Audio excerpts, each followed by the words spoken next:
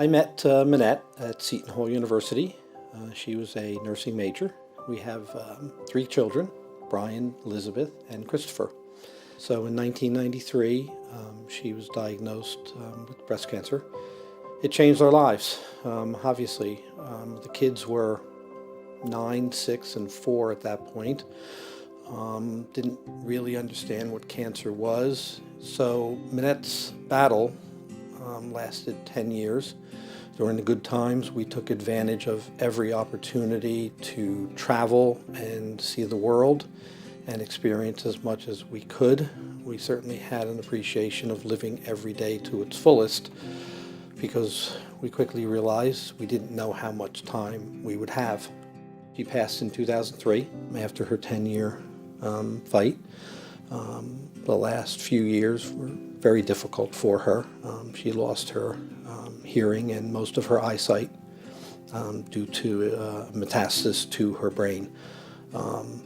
And this year we are celebrating her 15-year anniversary and celebrating her life. Minette McKenna was a friend, a dear friend. I guess the word that I would like to use is that she was exceptional. The foundation is named Minette's Angels. I couldn't think of a better terminology, a better phrase. She truly was and is an angel. And to the very end, she fought. And I guess maybe at a time when she thought it was all over, someone called her from above, and Minette passed away. But I'll truly remember her as a dear friend. The mission kind of developed over time with some great influence from a number of people, but at its core is trying to help breast cancer patients and survivors. Food, fuel, transportation, things of that nature, but also some feel-good services like a manicure, pedicure, or movie tickets for their whole family.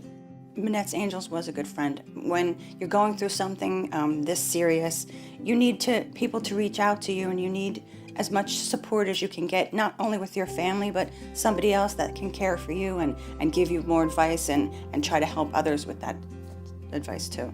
They were on my side the whole time. They reached out to me. They asked me about my family, my husband, my daughter, my parents. They did anything they could to help me through the times that I needed somebody to lean on, or somebody to cry to, or somebody to ask questions to, or try to help. And they were there all the time for me. A few years after we did our 10-year gala, we actually decided to add a scholarship program at Seton Hall University's College of Nursing. We have been blessed to find great applicants for that scholarship program and have continued with those applicants through the rest of their college careers. And so we're now helping this year 3 nursing students at Seton Hall. Winning the Minette's Angels Scholarship has really helped lessen the burden of the financial commitment for me and my family. Going through school, there was 2 other, my brother and my sister, since I'm a triplet, so there's 3 of us that my dad had to put through school, and he's a single parent. So it's really, really helped in that sense.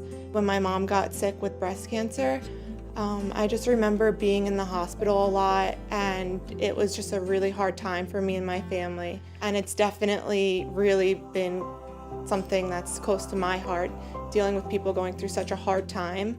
I'm able to help them like the nurses helped my family when I was going through something. They have a lot of places that they go, like in my town, they do Fair in the Square. They're always out there trying to make sure that everybody's comfortable. They work with St. Barnabas a lot, and it's a really great organization to be involved in.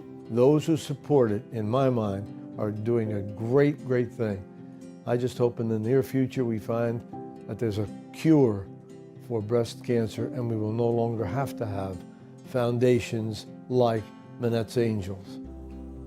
Never let cancer get you down, and never fall into the trap where if you feel bad about yourself, always reach out to somebody, especially the Minette's Angels. They're a great organization that will help you through your trying time, and never give up. Always fight the fight. I am one of the lucky people to find true love twice in my life. And with Kathy, I've gotten two great stepsons, Michael and Jerry, and two other sets of families, the Huberts and the Feelys, and who are represented here tonight as well. And I am very fortunate. I count my blessings every day for Kathy and what she has done for the foundation. It is not often that you're going to find somebody who would work so hard for their husband's late wife's foundation. But that's the kind of person that she is.